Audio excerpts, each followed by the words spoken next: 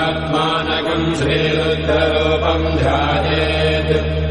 शुद्धस्फटिकसङ्काशम् त्रिनेत्रम् पञ्चवक्त्रकम् गङ्गाधरम् दशभुजम् सर्वाभरणभूषितम्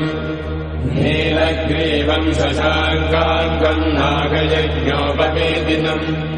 व्याघ्रधर्मोत्तरीयम् च वरेण्यमभयप्रदम् कमण्डलवक्षसोत्तानाद्धारिणम् शूलपाणिनम्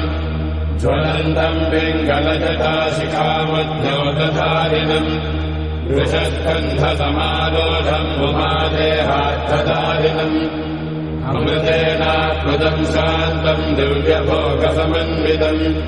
दिग्देवता समायुक्तम् सुरासुरनमस्कृतम् नित्यम् च शाश्वतम् शुद्धम् ध्रुवमक्षरमव्ययम् सर्वव्यापिनमीशानम् रुद्रम् वे विश्वरूपिणम् एवम् ध्यात्वा द्विजः सम्यक् ततो यजनमारभेत् अथातो रुद्रस्नानार्चनाभिषेकविधिम् व्याख्यास्यामः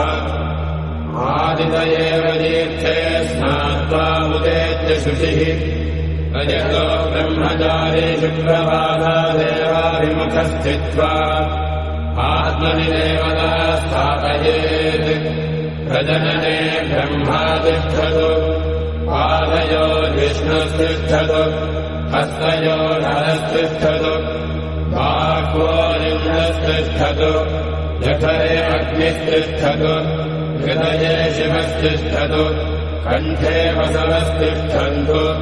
वक्त्रे सरस्वती तिष्ठतु नासिकयोर्वायुस्तिष्ठतु नयनयोस्कन्धादित्यो तिष्ठेताम् कर्णयोरश्विनौ तिष्ठेताम् ललाटे रुद्रास्तिष्ठन्तु मूर्ध्नादित्यास्तिष्ठन्तु शिरसि महादेवस्तिष्ठतु शिखायाम् वामदेवस्तिष्ठतु पृष्ठे पिनाकी तिष्ठतु पुरतः शूली तिष्ठतु पार्श्वजो शिवाशङ्करो तिष्ठेताम्